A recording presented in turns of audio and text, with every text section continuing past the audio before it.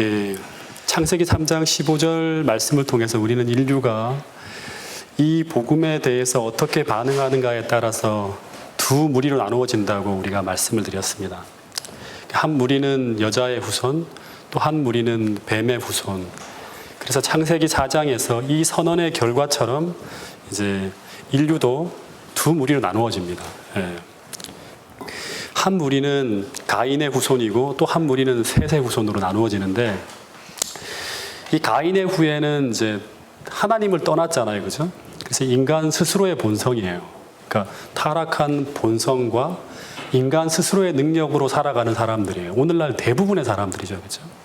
근데 역사가 진행되어짐에 따라서 이들이 어떻게 변해가는가 하는 그 모습이 이제 창세기 4장에 보면 나와요. 그 부분은 제가 오늘 시간이 안 되고 하기 때문에 다루지 못할 건데, 한마디로 말하면 하나님의 형상이 사라지고 누구와 똑같이 닮아가는가 하면 사단의 형상으로 똑같이 닮아가는 도시를 세워요. 하나님이 주시는 기쁨이 없으니까 에덴을 잃어버렸잖아요. 에덴은 기쁨이란 뜻이죠. 그러니까 사람들 스스로 그 기쁨을 찾기 위해서 거기 보면 두발 가인이니 그다음에 또 뭐 여러 사람들이 등장해서 뮤지션, 음악가, 퉁소를 부는 사람, 기계를 만드는 사람에서 인간 스스로의 노력으로 행복과 즐거움을 찾기 위해서 계속 노력하는 모습이 나와요. 근데 그 속을 들여다보면 폭력과 부패와 음란한 이 모든 것으로 지옥같이 변해가는 모습이 창세기 4장에 보면 가인의 후예들이 만든 도시의 모습이에요. 세상의 모습입니다. 그래서 그 창세기 6장 11절에 보면 노아 홍수 직전의 상황을 이렇게 쭉 묘사해 보는 그런 내용이 나오는데, 그 세상은 강포와 폐괴로 가득 차고 있었다고 성경은 진술하고 있습니다. 그리고 그 결과 이 사람들이 이렇게 살면 계속 불행해지잖아요. 이 세상을 하나님의 자비를 통해서 멸망시키는 게 노아 홍수예요. 이들은 너무너무 불행하게 살고 있었을 거예요. 사람들 만나면 툭하면 폭력이 이루어지고 사람이 죽어나가고 잔인한 일들이 벌어지고 하는, 그게 지옥이에요. 근데 그게 대비해서 창세기 4장 25절부터 5장까지 셋의 후손, 여자의 후손의 족보가 흘러나오는데, 거기에 이름들이 쭉 흘러나오다가 특별히 세 사람의 행적이 짧게 나옵니다. 그러니까 이름만 나오다가, 이름과 나이만 나오다가 스토리가 있는 사람들이 딱 세 사람이 등장해요. 그러니까 모세가 이것을 기록하다가 갑자기 하나님이 보여주시는 특별한 영감 때문에 이 부분에서 뭔가 한 구절 한 구절 첨언한 게 있어요. 그 딱 세 사람이 있는데, 이 세 사람은 여자의 후손이라는 어떤 특징을 가지고 있는 사람들인지, 이 창세기 3장 15절에 복음을 받아들인 사람들은 어떤 특징을 가지고 이 마지막 시대를 살아가는지를 보여주는, 그걸 설명해주는 내용들이에요. 이 세 사람은 어떻게 보면 종말에 살아남은 자의 특성을 보여준다고 할 수 있죠. 그 첫 번째가 누굴까요? 노아는 마지막이고요. 첫 번째. 예? 에녹은 두 번째고요. 그 앞에 또 나오는 사람이 있어요. 한 사람. 그 사람이 누굴까요? 첫 번째가 창세기 이제 4장 26절이네요. 예. 그러니까 4장 마지막 절부터 나오는데 이 셋에 대한 이야기가 나옵니다. 셋은 에노스를 낳고 그 다음에 어떤 얘기가 나오죠? 읽어볼까요? 시작.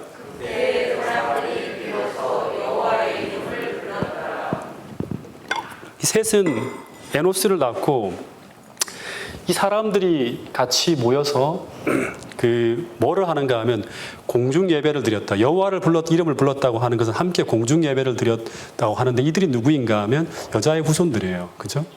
가인의 후손이 아닌 여자의 후손들의 살아가는 삶의 모습을 보여주는 한 장면이 보이는 거예요. 반대 사장의 반대 그 위의 내용들은 전혀 예배 드리는 모습이 없죠. 근데 이 사람들은 어떻게 했다? 첫 번째 예배를 드렸다고 하는 거예요. 여자의 후손은 첫 번째 예배를 중심으로 모이며 살아가는 예배 공동체라는 사실을 보여주고 있어요. 함께 모여서 하나님을 찬미하고 예배하는 거예요. 어디를 가나 무엇을 하나 여호와 하나님의 이름을 부르며 그분을 중심으로 해서 사람들이 모이는 거예요. 그리고 두 번째 우리가 주목해야 될 인물이 등장하는데, 그 사람이 누구인가 하면 아담의 7세손인 에녹입니다. 그 에녹은 65세에 무드셀라를 낳은 후에 300년을 하나님과 동행했다고 합니다. 그러니까 오늘 이 얘기를 조금 더 집중적으로 할 텐데요. 우리가 이 에녹을 통해서 기억해야 될 아주 중요한 사실 중에 하나는 뭔가 하면, 여자의 남은 자손은 어떤 사람들이다? 하나님과 동행하는 사람들이에요. 예. 그들이 바로 역사의 마지막에 오늘 우리에게로 적용하면 어린 양이 어디로 우리를 인도하든지 따라가는 거예요. 동행하는 거예요. 그러니까 끌려가는 게 아니라 하나님과 함께 걸어가는 거예요. 그 길을. 끌려가는 게 아니라 어쩔 수 없이 가는 게 아니라 동행하는 거예요. 하나님의 뜻과 저의 뜻이 똑같아요. 저도 그렇게 살고 싶어요 하면서 동행하는 거예요. 그 사람들이 누구다? 여자의 남은 자손이라고 하는 거예요. 그러기 위해서는 어떻게 해야 된다? 또다시 말하지만 우리는 하나님의 형상을 회복해야 돼요. 늘 자복하고 굴복하고 회개하며 하나님이 좋아하는 걸 나도 좋아하고 하나님의 뜻이 나의 뜻이 되는 그런 사람, 하나님과 뜻이 맞추어져서 계속 함께 살아가는 사람, 그런 사람이 되어야 한다고 하는 것입니다. 그리고 또 한 인물, 세 번째로 우리가 주목해야 될 인물은 바로 노아입니다. 이 노아는 인류를 구원하기 위해서 120년 동안 구원의 기별을 전하는 어떤 사람이다? 선교하는 사람이었다고 하는 거예요. 어쨌든 이 세 가지 사실을 기억하면서 오늘 우리는 어떤 삶을 살아야 되는가? 이 마지막에 여자의 남은 자손들이 한번 생각해 볼 필요가 있어요. 여러분, 이 땅에서 이 종말을 맞이하잖아요. 그죠? 노아홍수 직전도 종말을 직전이에요. 이 땅에서 당시에 그들에게 의미 있는 일은 이 세 가지일 뿐이었어요. 첫 번째, 예배하는 게 의미 있어요. 동행하고 선교하는 거예요. 여러분, 우리의 인생은 그들보다 훨씬 더 짧게 살아요. 그죠? 근데 이 죄로 인해서 망가진 세상에서 특별히 종말을 살아가는 오늘 우리에게 제일 중요하고 의미 있는 일이 무엇일까? 여러분, 지혜를 가지고 한번 생각해 보세요. 그 일은 바로 뭐가 하면 하늘을 준비하는 삶을 살아가는 거예요. 여러분, 그래서 주님이 승천하신 후 지금까지 오늘 이 땅에 살아가는 모든 그리스도인들은 그분이 하늘에서 행하고 있는 것을 바라보며 그분은 지금 무엇을 행하고 있죠? 하늘에서 우리와 영원히 함께 살 집을 짓고 계시죠. 그죠? 내가 너희들과 함께 거할 처소를 하늘에서 예비한다고 하는 거예요. 그래서 이것을 믿고 있는 사람들은 주님께서 하늘에서 그렇게 하시는 것처럼 우리도 이 땅에서 그분과 영원히 함께 살 삶을 준비하며 살아가야 되는 거예요. 그게 바로 뭔가 하면 예배하고 동행하고 선교하는 거예요. 그분의 그 위대하심을 찬양하는 이 세 가지의 삶 외에는 이 땅에 살아가는 사람들에게 의미 있는 삶은 다 부수적인 거예요. 그죠? 제일 중요한 게 이 세 가지예요. 그래서 오늘 이 시간 그 5장의 족보를 조금만 더 세밀하게 살펴보면서 에녹의 이야기를 좀 더 나누어 보도록 하겠습니다. 5장 3절부터 쭉 보면 이제 그 족보가 의미가 없는 이야기가 아니에요. 굉장히 의미 있는 인포메이션들을 우리에게 주고 있어요. 아담이 130세에 셋을 낳고 800년 동안 자녀를 낳다가 930에 죽었대요. 그러니까 아담이 죽은 해는 그 창세 후 930년에 죽은 거예요. 셋은 105세에 에노스를 낳고 912세에 죽었고, 에노스는 90세에 게난을 낳고 905세에 죽었고, 게난은 70세에 마할랄렐을 낳고 910세에 죽었고, 마할랄렐은 65세에 야렛을 낳았고 895세에 죽었고, 야렛은 162세에 에녹을 낳았고 962세에 죽었다고 하고, 그 다음에 에녹은 65세에 무드셀라를 낳고 무드셀라를 낳은 후에 300년 동안 하나님과 동행하다가 365세에 승천하였다고 합니다. 그리고 무드셀라는 187세에 라멕을 낳고, 라멕을 낳은 후에 쭉 살다가 969세에 죽었어요. 그리고 라멕은 182세에 노아를 낳고 777세에 죽었다고 합니다. 그리고 노아는 600세에 홍수가 찾아왔다고 하고, 세상이 그때로 인해서 한번 딱 멸망이 되어졌다고 합니다. 그래서 아담부터 노아가 태어날 때까지 이때 그 연대를 쭉 계산해 보면 1050년이라고 하는 세월이 흘러갔습니다. 1050년. 근데 이 족보가 오늘 우리에게 던져주는 아주 중요한 메시지가 있어요. 이렇게 딱 놓고 보면 아담이 930세를 살았다고 하니까 아담을 살아생전에 본 사람은 누구까지일까요? 1050년의 세월이 흘러갔는데 아담은 몇 세까지 살았다? 930까지. 그러면 아담을 살아생전에 본 사람은 누구까지일까요? 셋은 봤겠죠. 에노스도 봤을 거고, 게난도 봤을 거고, 마할랄렐도 봤을 거고, 야렛도 다 아담과 함께 살았어요. 그리고 야렛이 162세에 에녹을 낳았다고 하는데, 이때 아담의 나이가 얼마인가 하면 쭉 계산이 가능해요. 아담이 622세가 되는 해에 에녹이 태어납니다. 그리고 308년을 아담과 함께 살아갑니다. 그러니까 에녹은 평생 하나님과 동행하였지만 아담과도 평생 동행한 거예요. 무슨 말인지 알겠어요? 네. 아담과도 평생 동행한 거예요. 이게 왜 중요한지를 제가 다음 내용을 통해 설명해 드릴 거예요. 그리고 에녹의 아들 무두셀라도 심지어 노아의 아버지인 라멕도 아담과 함께 살았다고 합니다. 그러니까 노아를 제외한 노아의 아버지 라멕까지 전부 다 아담과 함께 지내면서 무엇을 배웠을까요? 아담을 통해서 타락전 세상에 대한 이야기, 그리고 죄 지은 인간을 구원하기 위한 하나님의 복음 이야기를 귀에 따갑도록 거의 진짜 완전히 애울 정도가 아니지. 그 사람들 다 애우죠. 그냥 얘기만 하면. 워낙 뛰어났으니까. 귀에 따갑도록 들었을 거예요. 듣고 배웠다고 하는 거죠. 홍수 이전의 세계가 사악하기는 하였으나 그 시대 많은 사람들이 흔히 상상하듯이 무지와 야만의 시대는 아니었다. 홍수 이전의 사람들은 하나님의 형상으로 창조되어서 곧 하나님께서 물질 세계에 대한 모든 지혜를 가르쳐 주신 아담과 수백 년 동안 함께 있었다. 그래서 아담에 대한 지식을 얻는 데 있어서 그들만큼 하나님에 대한 지식을 얻는 데 있어서 그들만큼 유리한 때는 그때 이후로 결코 다시 없었다고 합니다. 심지어 수세기 동안 에덴 동산의 출입문에 하나님의 영광이 쫙 나타나고 있었고 당시에요. 그리고 입구를 지키는 천사들이 막고 있는 낙원의 문이 다 있었어요. 이제 들어가지 못하지만 그 이유를 설명해 줬겠죠. 그리고 하나님의 존재를 부인할 수 없는 수많은 증거들이 다 눈에 펼쳐지고 있었다고 합니다. 그럼에도 불구하고 세상은 어떻게 돼가고 있다? 급속도로 타락하여 가고 있었다고 하는 거예요. 네. 여러분, 지식이라고 하는 것이 결코 사람을 구원할 수 없다고 하는 거죠. 아무리 우리가 온전한 지식을 갖고 있다 하더라도 사단도 마찬가지죠. 그죠? 우리가 우리의 자아가 굴복되지 않으면 우리가 가지고 있는 그 지식이 전혀 하나님께로 우리를 이끌지 못할 수도 있다고 하는 거예요. 부조화 선지자에 보면 아담의 7세손인 이 에녹이 살아가는 시대, 세상이 불과 600년 조금 더 지난 시대였는데 그런데 세상은 거의 종말로 들어가면서 온 세상 사람들이 전부 다 어떻게 살아가는가 하면 하나님에 대한 어떤 그런 모든 것들을 다 포기하고 오직 자기를 기쁘게 하기 위해 살아가요. 그게 죄악이죠. 그죠? 네. 그런 것으로 가득 찬 세상이 바로 그 세상이었다고 합니다. 그러니까 사람들이 어떤 생각을 하는가 하면 자고 일어나게 되면 오늘 뭐 더 재미있는 거 없나? 오늘 더 쾌락적인 거 없나? 오늘 나를 더 기쁘게 해줄 게 뭐가 없나? 이것만 생각하는 거예요. 네. 그 삶의 의미가 전부 다 이런 어떤 쪽에 다 맞춰져 있는 거예요. 네.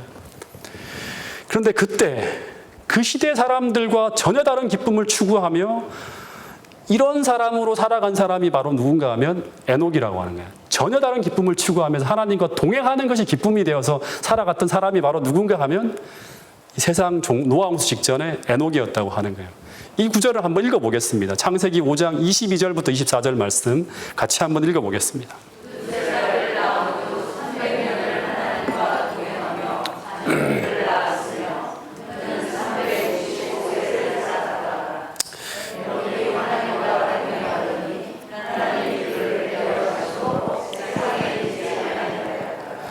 그러니까 우리가 이제 생각해야 될 건 뭔가 하면 이거를 딱 듣고 난 다음에 어떤 생각을 해야 되는가 하면 그가 어떻게 그런 죄악이 창궐하고 만연하는 그 시대에 어떻게 하나님과 동행할 수 있었을까? 이걸 생각해야 되는 거예요. 이 구절을 통해 찾아야 돼요.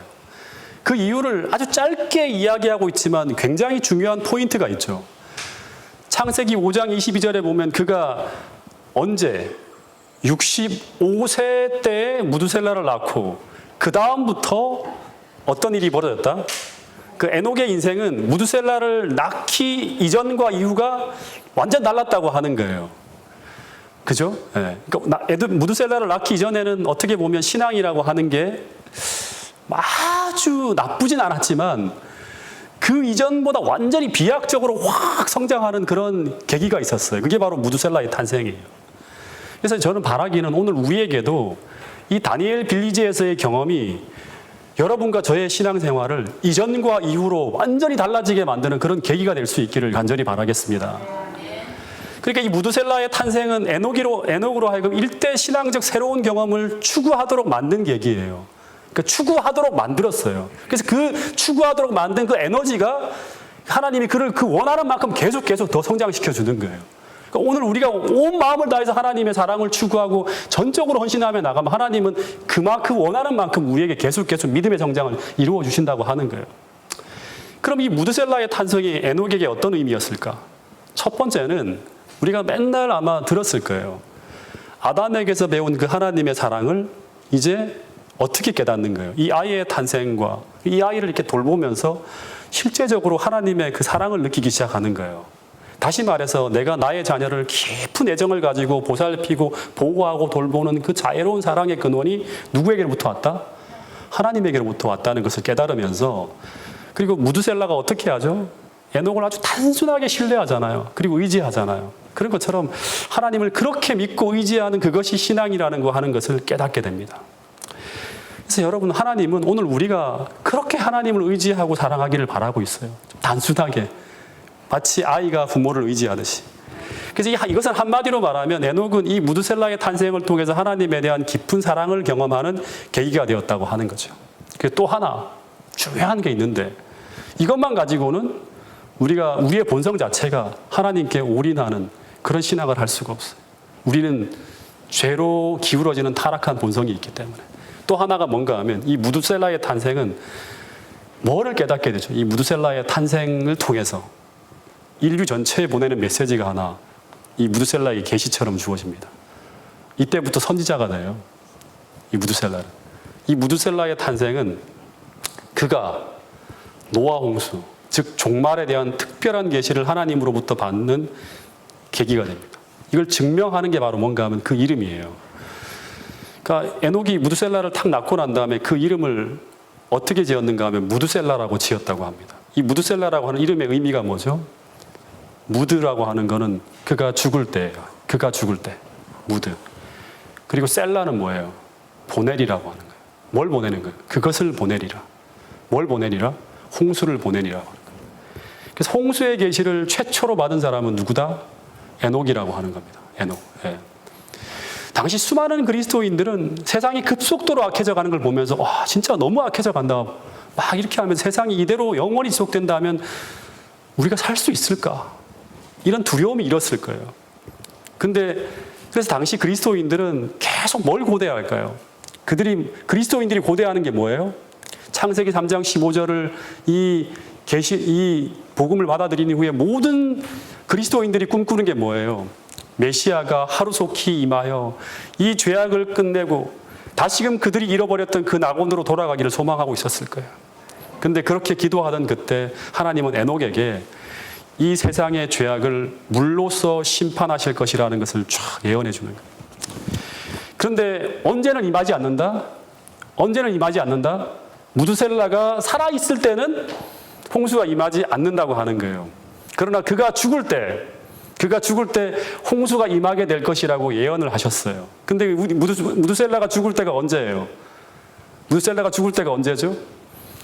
언제인지는 그날과 그때는 아무도 모르는 거예요. 오직 하나님만 아시는 거예요. 네. 그래서 이때부터 이 무드셀라가 탄생했을 때부터 종말이 시작되는 거예요. 마치 예수님의 승천 이후로 모든 사람들이 예수님이 자기가 죽기 전에 올 거라고 생각을 하면 계속 고대하며 살잖아요. 한 해 한 해가 매해가 뭐예요? 올해 주님이 오시기를 소망하며 살아가는 거예요. 그렇게 살아가는 거예요. 언제까지? 무드셀라가 죽을 때까지. 근데 노아 이 창세기 5장의 계보를 쭉 살펴보면 홍수는 정확히 무드셀라가 죽던 해에 시작되었다는 걸 알 수 있어요. 근데 이 무드셀라는 언제 죽을지 몰라요. 그죠? 근데 언제 죽죠? 언제 죽죠? 이전에, 요거 얘기하기 전에. 그러면 언제 죽을지 모르는데 그러면 이 사람들이 어떻게 재림 준비를, 노아 홍수 이 종말을 준비하며 살아갔을까요? 그 준비가, 세상 끝을 준비하며 살아가는 게 어떤 거였죠? 그들에게는 딱 하나예요. 그 준비는 오직 하나. 창세기 3장 15절에 하나님께서 준비한 구원의 선물, 복음을 받아들이고 살아가는 거예요. 이게 뭐냐 그러면 종말을 준비하는 거예요. 마찬가지로 오늘 우리에게도 똑같아요. 오늘 우리가 복음을 갖고 살아가는지를 날마다 증명하며 그것이 내 안에 있는지를 살피며 살아가는 거예요. 그들은 그렇게 종말을 준비하며 살아갔어요. 그렇게 살아가는 사람들에게 어떻게 할까요? 방주에 대한 계시가 또 주어지는 거예요. 먼저 주어진 빛대로 살아가는 사람들에게 그 다음에 빛이 주어지는 거예요. 근데 이 무드셀라가 죽던 해가 언제냐 그러면 바로 노아가 600세 되던 해였는데 그때 그 무두셀라가 죽는 날 홍수가 보낼 절이라는 말씀처럼 노아의 홍수가 임하게 됩니다. 근데 이때 무두셀라의 나이가 몇 살인가 하면 무두셀라가 몇 살까지 사는가 하면 969세. 인류 역사상 가장 오래 생존한 사람으로 기록되어져 있어요. 여러분 이게 저한테 큰 감동이었어요. 너무나 큰 감동이었어요. 네. 세상이 너무나 악해져 가고 있는데 그냥 빨리 무두셀라를 죽이고 세상을 홍수로 멸망시키면 되잖아요. 근데 하나님께서 인간을 너무너무 사랑해서 한 사람이라도 더 구하기 위해서 오래 참고 기다리시며 자비를 베푸시는 그 하나님의 사랑의 모습을 볼 수 있어요. 조금이라도 더 가능성이 있다면, 조금이라도 희망이 더 있다면 인류를 구원하기 위해 그 은혜의 기간을 어떻게 하신다? 연장 계속 하시면서 다른 믿음의 선조들보다 이 무두셀라를 수십 년을 더 살게 하시며 은혜의 기간을 연장하시는 하나님의 모습을 볼 수 있어요. 여러분 노아 홍수 직전에 이제 우리가 내일 공부하겠지만 세상의 형편은요, 사람들의 생각이 머리부터 발끝까지 아침부터 저녁까지 하루 종일 온종일 악에 가득 찬 모습으로 살아가요. 생각하면 모든 것들이 다 그렇게 기능하는 세상이 될 때까지도 하나님은 단 한 명이라도 마치 기생나합을 여리고성이 멸망하기 직전에 그 한 사람이라도 구원할 사람이 있으면 찾아가시잖아요. 그런 것처럼 하나님께서 기다리셨다고 하는 이야기가 바로 이 무두셀라라는 이 죽음을 통해서 우리가 알 수 있는 큰 사랑의 기별이라고 하는 것입니다. 어쨌든 이 에녹은 무두셀라가 태어날 때부터 이 종말의 계시를 받은 이때부터 세상의 덧없음을 알고 오직 하나님만 바라보며 하나님과 평생 동행하며 살아갑니다. 근데 이 에녹에 대한 기록이 이 창세기 5장 24절에 무두셀라를 낳은 후 300년 동안 하나님과 동행했다고 하는데 여기에 대한 조금 더 특별한 계시를 받고 그걸 성경에 기록한 인물이 있어요. 이것만으로는 조금 뭔가 하나님 더 에녹에 대한 계시를 보여주세요 하고 기도하는 가운데 하나님이 주신 또 하나의 특별한 계시를 받은 사람이 있어요. 그래서 이 에녹의 기록은 딱 3군데 있어요. 성경에 보면. 어디 또 있죠? 또 하나가 히브리 11장 5절에 보면 이 구절은 같이 한번 읽어보겠습니다.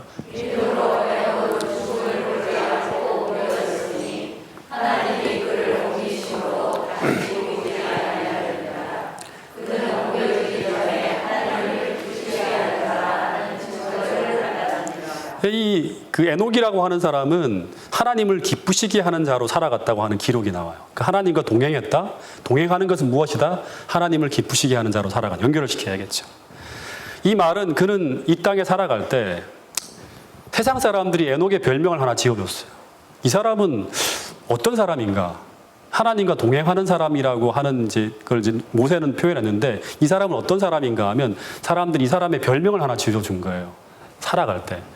이 에녹이라고 하는 사람은 어떤 사람이다? 승천하기 전에 사람들은 뭐라고 불렀다? 하나님을 기쁘시게 하는 자.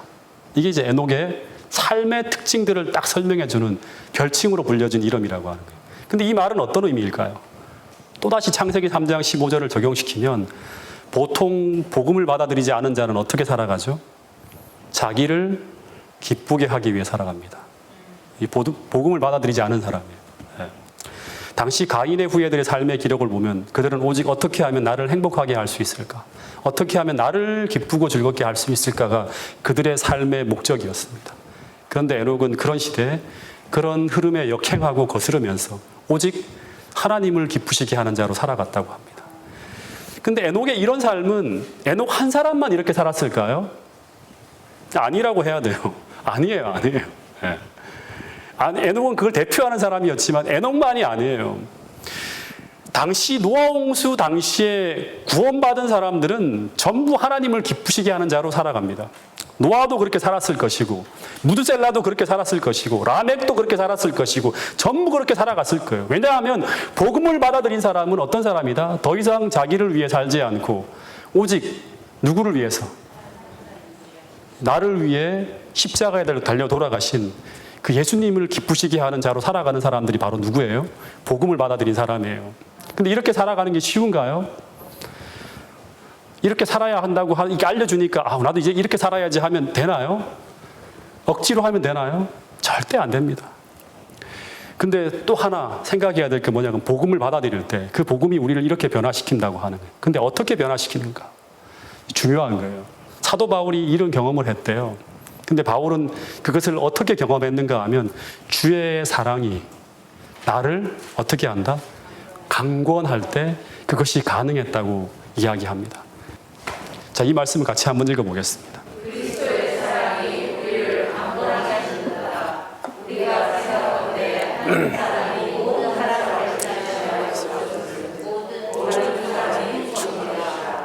그가 모든 사람을 대신하여 죽으시면 하나님으로 하시는 저희 자신을 위하여 살지 않고 오직 저희를 대신하여 죽었다가 다시 사신 자를 위하여 살게 하려 합니다. 예, 사도 바울은 에녹처럼 나를 기쁘게 하는 삶이 아니라 그리스도를 기쁘게 하는 삶을 살았는데, 그런데 그것이 어떻게 이루어졌는지를 설명하고 있습니다. 그는 내가 스스로 노력해서가 아니라 그리스도의 사랑이 나를 강권할 때 그것이 가능했다고 하는데, 근데 그 사랑이 나를 그토록 강하게 그런 삶을 강권한 이유는 여기 보면 생각해 보건대 하는 거예요. 내가 생각해보면 내가 왜 이렇게 살았지? 생각해 보건대 그리스도께서 십자가에서 나를 대신하여 죽은 것 때문이라고 하는 거예요. 예. 그럼 이 사랑이 어떻게 나에게 들어오는가? 우리가 복음을 받아들이면 동시에 역사하는 게 무엇이다? 성령 하나님이 역사하신다고 하는 거예요. 예. 믿음으로 복음을 받아들이면 동시에 역사하는 게 뭐냐 그러면 성령 하나님이 예수님을 대신해서 우리 마음속에 들어오세요. 근데 그 성령께서 로마서 5장 5절에 보면 하나님의 사랑을 우리의 마음에 어떻게 한다?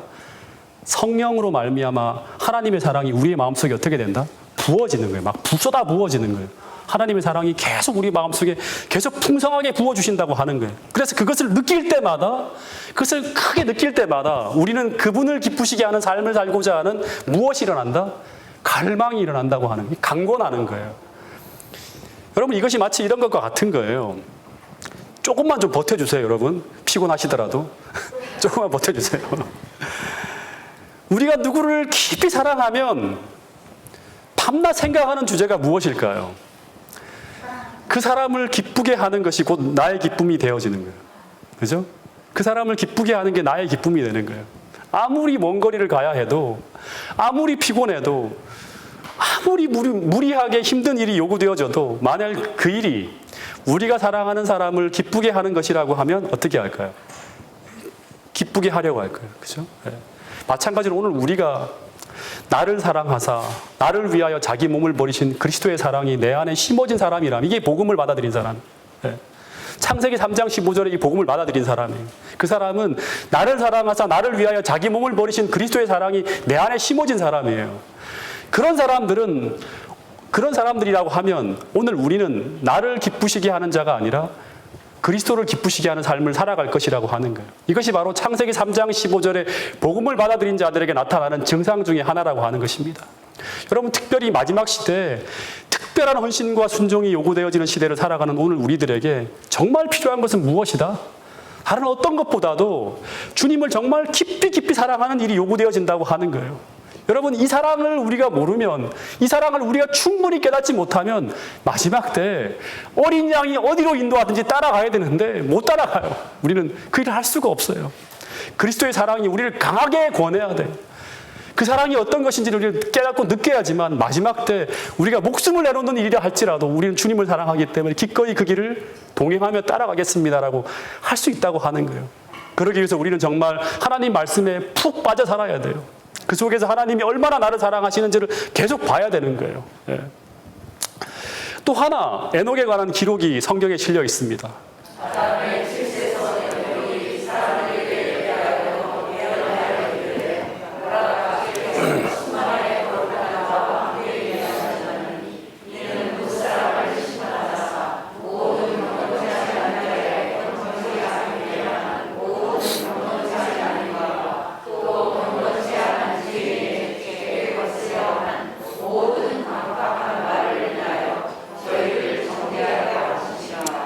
본문에 보면 그 유다는 에녹이라고 하는 사람이 이런 예언을 했다고 이걸 봤어요. 이 주의 형제 유다가 이제 이 에녹에 대한 계시를 보는데 에녹이 이런 예언을 했대요. 어떤 예언을 했다고 하는가 하면 하나님께서 나에게 미래를 보여주셨는데 보라, 주께서 수많은 천사와 함께 세상에 임하는 장면을 쫙 보여줬대요. 에녹에게. 에녹이 그런, 이게 무슨 장면이에요? 수많은 천사와 함께 이 땅에 임하는 장면. 무슨 장면이죠? 노아 홍수가 아니에요. 재림이에요.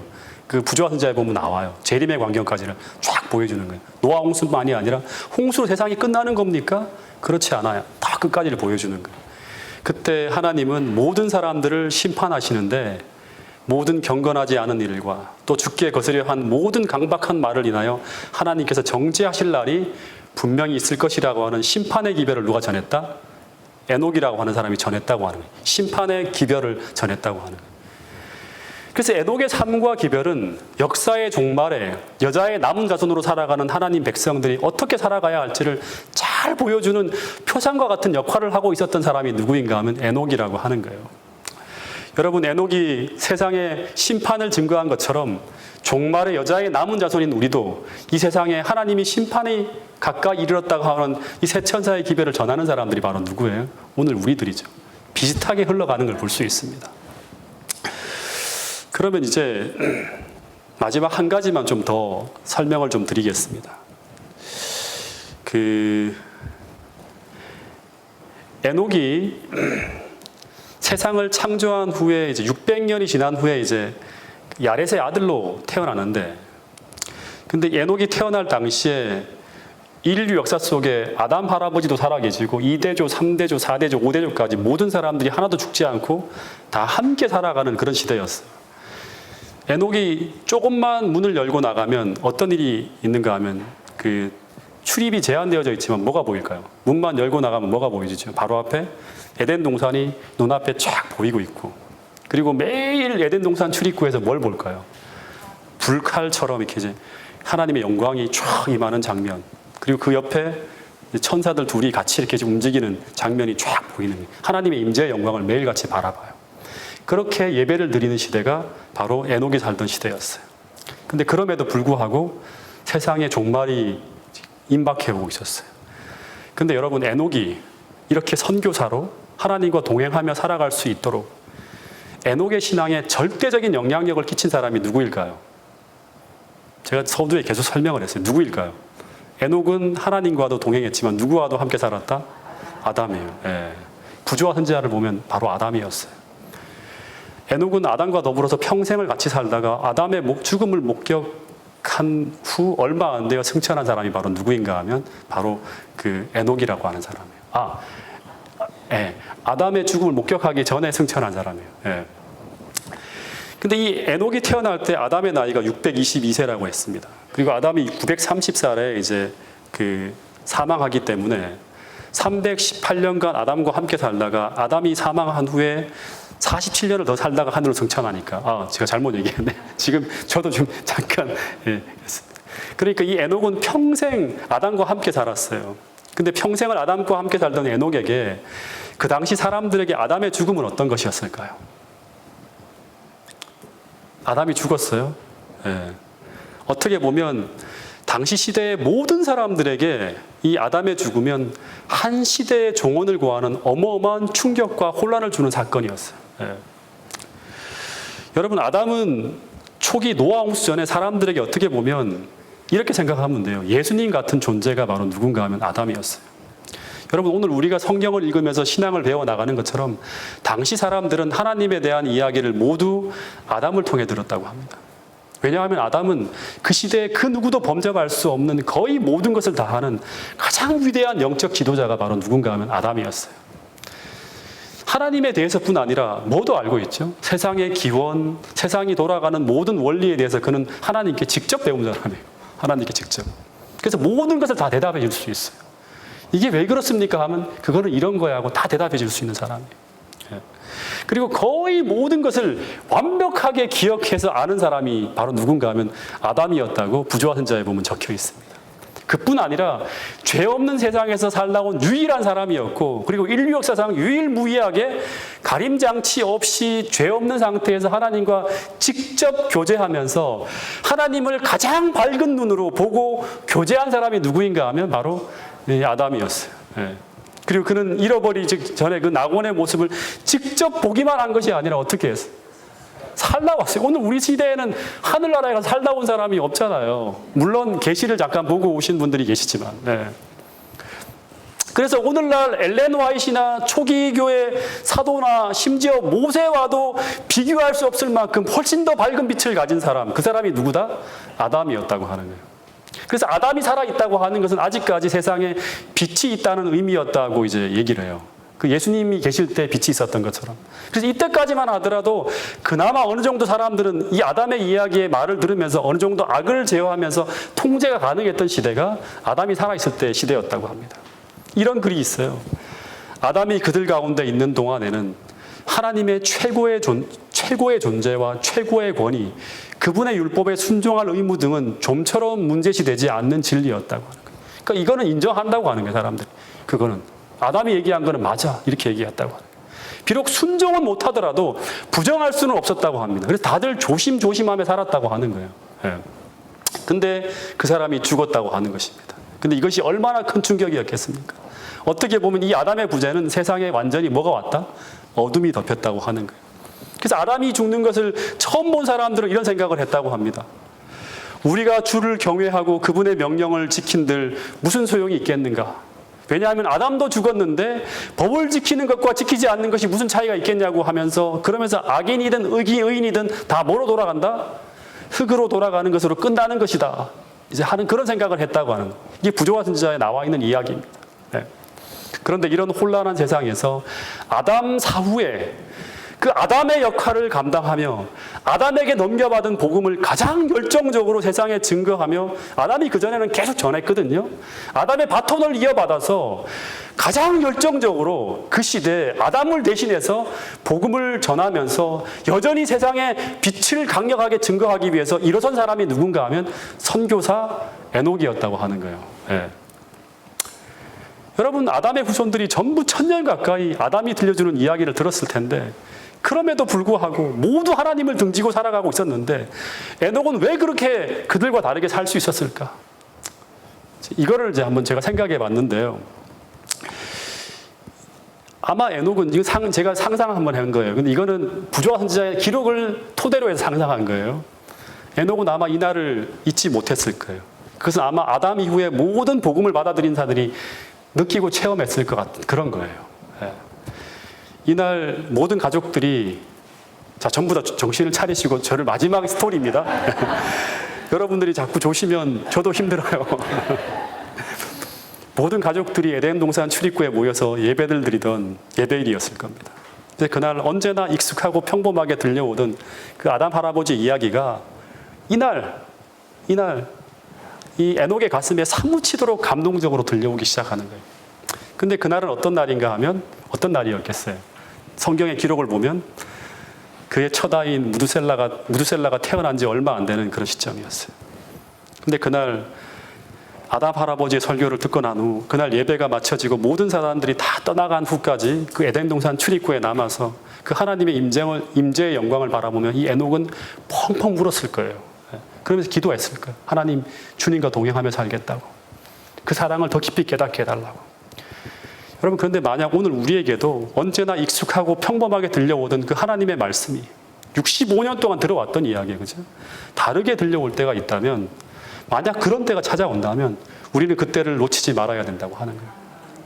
그때는 어쩌면 우리가 에녹처럼 하나님과 동행을 시작할 기회가 찾아온 것일 수도 있다고 하는 거예요. 네. 여러분, 그 기간이 이번에 이 기간이 될 수 있기를 간절히 바라겠습니다. 근데 그날 그의 마음속에 사무치게 들려지기 시작한 그 이야기는 무슨 이야기인가 하면, 아담 할아버지가 930년을 살면서 밤낮 없이 그 후손들에게 전한 이야기예요. 그 이야기는 바로 모세의 구전을 통해서 우리가 들었고, 하나님의 계시의 빛을 통해서 창세기 3장에 아주 짧게 기록한 우리가 원복음이라고 하는 복음 이야기였을 거예요.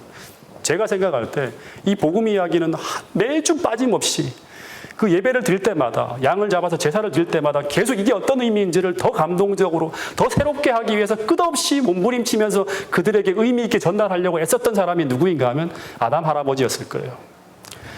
그러면 잠시 한 5000년 전으로 돌아가서 에녹이 울며 듣던 그 예배 시간으로 한번 잠시 돌아가 보겠습니다. 아담이 에덴 동산 출입문 앞에 서서 어느 안식일이었을 거예요. 예배를 드리는데 그때 제사를 집례 하던 아담 할아버지가 당시 후손들에게 설교를 합니다. 언제나 시작부터 아마 눈물을 흘리기 시작했을 거예요. 왜냐 그럼 눈물을 흘리지 않고는 이 설교를 할 수 없어요. 그렇게 밝은 계시의 그런 빛을 받은 사람이 어떻게 이 이야기를 하는데 안 울었을까요? 얘들아, 내가 처음 태어나서 보았던 그 세상은 지금처럼 이렇게 망가지고 더럽혀지고 추악하게 변해버린 그런 세상이 아니었다. 그 세상은 정말 너무너무 아름다운 세상이었고 하나님께서 우리를 얼마나 사랑하셨는지 그곳에 만들어 놓은 모든 것들이 그 하나님의 사랑을 증거하고 오셨어. 하나님이 우리를 얼마나 사랑하는지를 다 생각하시며 하나하나 만들었다고 하는 거예요. 오늘 우리가 속리산을 걸어 다니면서 그걸 봐야 돼요. 그걸 느껴야 돼요. 근데 아담은 그것을 볼 때마다 느꼈을 거예요. 근데 그런 세상을 잃어버린 걸 생각하면 지금도 마음이 아프다고 하는 거예요. 그때 너희 할머니와 함께 즐기던 그 거룩하고 아름다운 그 행복들을 생각하면 우리가 지금 이 땅에서 즐기는 그 어떤 것들도, 그 어떤 쾌락들도 그 에덴에서 우리가 누리는 것에 비하면 정말 아무것도 아니라고 하는 거예요. 훨씬 더 크고 훨씬 더 영광스러운 즐거움과 기쁨이 있다고 하는 거예요. 그러면서 창세기 3장에 벌어졌던 그 이야기를 또 반복해서 말씀하십니다. 너희 할머니인 하와가 뱀으로 둔갑에 찾아온 그 마귀에게 유혹되어서 죄에 무너져 버렸을 때 그때 우리는 그 죄가 얼마나 무서운 것인지 몰랐다고. 우린 세상이 이렇게 변해버릴 줄 몰랐다고 하는 거예요. 근데 죄를 짓고 나니까 모든 것이 너무나 무서워 보였고 모든 것이 추하고 수치스럽고 그렇게 사랑스럽던 아내가 미워지고 그러면서 나는 생각하기를 이제는 하나님의 율법을 범한 결과로 죽게 될 것이라고 생각하며 공포에 떨고 있었다고 하는 거예요. 그런데 그날 저녁 변함없이 하나님께서 찾아오셔서 나를 부르시는데 그 나를 애타게 부르시는 그 소리는 이전과 다르게 너무나 슬펐다고 합니다. 옛날에는 다정하게 부르시는데 갑자기 부르는 목소리가 하나님의 음성이 달리 들리는 거예요. 그런데 그때 나는 이상하게 내가 그렇게 사랑했던 그 하나님이 나를 부르시는 소리가 들려오는데도 하나님 저 여기 있습니다 하고 달려갈 수가 없었다고 하는 거예요. 왜냐하면 이전과 다르게 하나님이 너무나 두렵고 무서워 숨어 있을 수밖에 없었다고 하는 거예요. 근데 계속 하나님은 나를 찾으시면서 아담아, 아담아 어디 있느냐 하고 나를 찾고 있었다고 하는 거예요. 그러다 결국 하나님은 내가 숨어 있는 그곳까지 찾아오셨고 그리고 떨고 있는 우리를 바라보시며 이런 말씀을 하셨다고 하는 거예요. 아담아, 하와야, 두려워하지 말라고. 내가 너희를 결코 죽게 내버려 두지 않을 것이라고. 너희를 결코 잃어버리지 않을 것이라고. 이 수치스러운 악의 구렁텅이에 결코 그냥 버려두지 않을 것이라고 하는 거예요. 그래서 내가 너희를 살릴 계획을 가지고 왔다고 하는 거예요. 그러면서 그분의 목소리는 떨리고 있었다고 하는 거예요.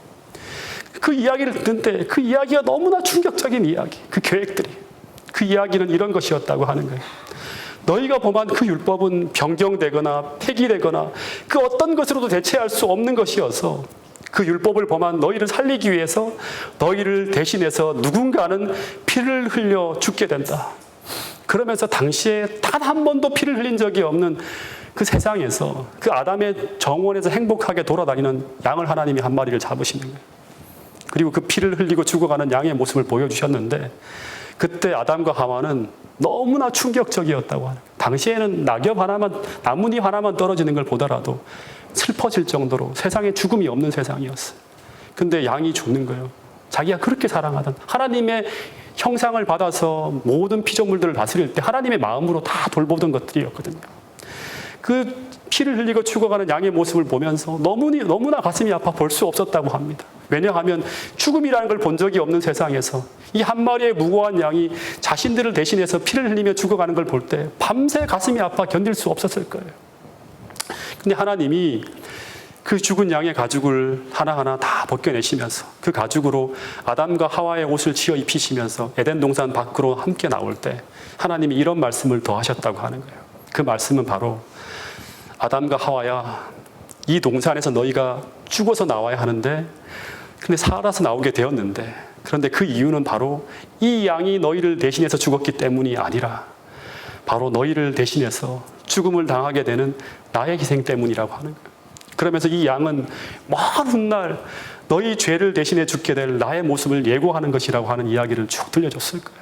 그러면서 이 희생을 잊지 말라고, 이 사랑을 잊지 말라고, 이 사랑이 너의 마음에 심어지고 새겨져야지만 이 사랑이 너를 이끌어서 죄를 이기게 할 것이고 나의 율법을 다시금 지키게 할 것이고 그리고 이 사랑이 다시금 우리가 행복하게 교제하던 그 모습으로 너희를 변화시켜낼 것이라고 이야기했다고 하는 것입니다. 근데 이 이야기를 들을 때 아담과 하와는 그 동산을 빠져나오지 못하고 그 자리에 털썩 주저앉아서 아마 펑펑 울었을 거예요. 그리고 동시에 그들의 마음에 물밀듯 밀려 들어오는 생각이 어떻게 하나님께서 이런 어마어마한 사랑을 나에게 베풀어 주시는지, 그 사랑이 너무나 커서 감당할 수가 없었을 거예요. 그러면 떠오르는 생각이 뭔가 하면 우리를 속여서 죄에 빠지게 한 마귀가 너무너무 미워지게 되었고 두 번 다시 죄를 짓고 싶은 마음이 들지 않았을 것입니다. 그리고 죽을 때까지 나를 사랑하사 나를 위하여 자기 몸을 버리게 되는 이 하나님이 주신 이 복음을 위하여 살겠다는 결심을 하게 되었을 거예요. 그래서 여러분 부조와 스자에 보면 평생 아담은 이 복음을 전하는 일에 자신을 바치며 살아갑니다. 이거 외에는 다른 의미가 없어요.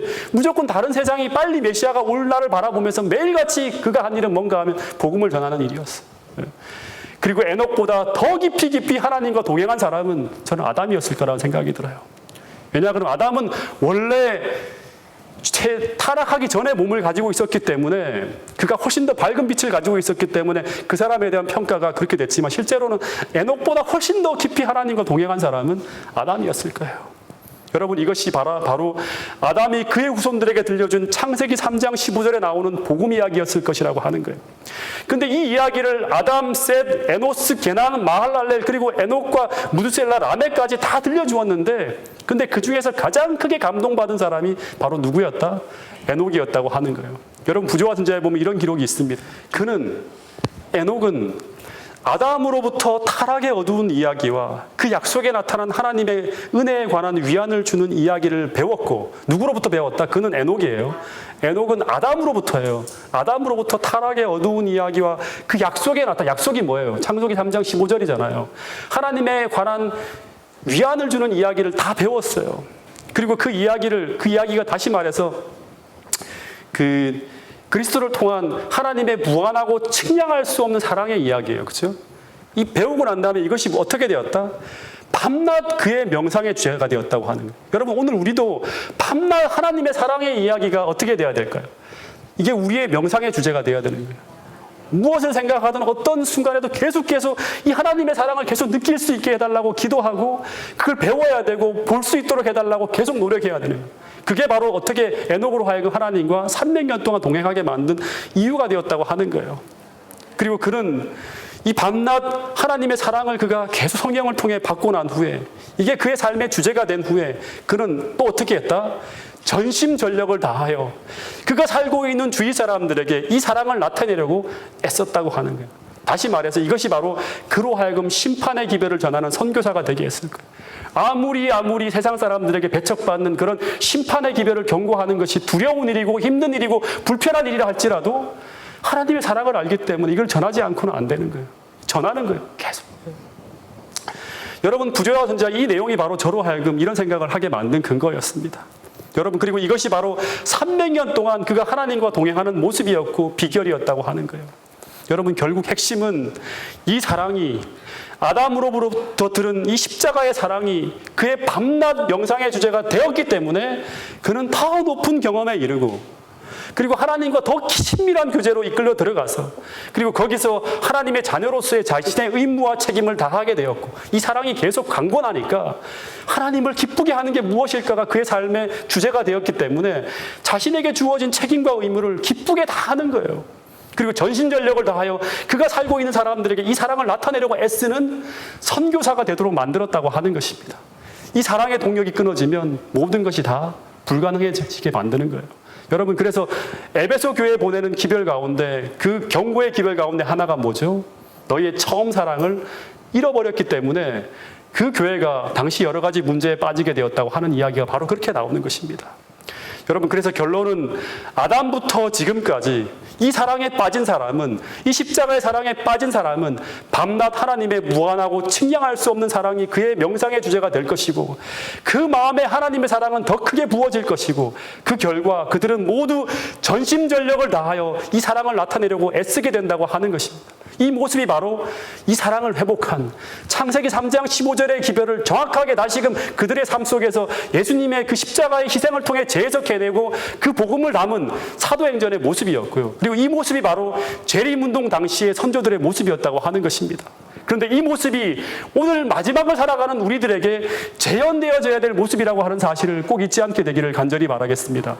에녹이란 사람은 특별한 사람이고 그 사람은 특별한 신앙의 경험을 한 사람이 아니라 오늘 마지막 시대를 살아가는 우리 모두에게 모본이 되는 사람이고 모델이 된 사람이라고 하는 사실을 잊어서는 안 된다고 하는 것입니다. 여러분, 이번 기간 특별히 하나님의 깊고 깊은 사랑에 푹 빠져보시기를 간절히 바랍니다. 그리고 그 사랑 때문에 여러분의 모든 자아가 압도되어지고 그 어떤 어려운 순종도 기쁘게 순종할 수 있는 그런 사람으로 변화되어질 수 있게 해달라고 여러분 이 시간 기도할 수 있게 되기를 간절히 바라겠습니다. 그 사랑 때문에 신앙하는 것이 행복할 수 있는 그런 사랑. 여러분, 이 사랑이 회복되어지면 신앙하는 게 기뻐요. 그래서 정로의 계단 마지막에 보면 주를 기뻐하는 것이 바로 뭔가 하면 신앙의 정점이라고 하는 거예요. 오늘 우리 모두가 그런 사람이 되어서 그것을 우리가 믿는 이 신앙을 기쁘게 복음으로 사람들에게 전할 수 있는 그런 여러분 모두가 될 수 있기를 간절히 바라면서 오늘 말씀을 드리도록 하겠습니다. 하늘 아버지, 오늘 우리에게 에녹의 삶을 통해서 배워야 될 정말 중요한 교훈들을 가르쳐 주셔서 감사합니다. 주님, 오늘 우리에게도 에녹이 느끼고 경험했던 그 하나님의 사랑이 성령을 통해서 풍성하게 부어질 수 있도록 도와주시옵소서.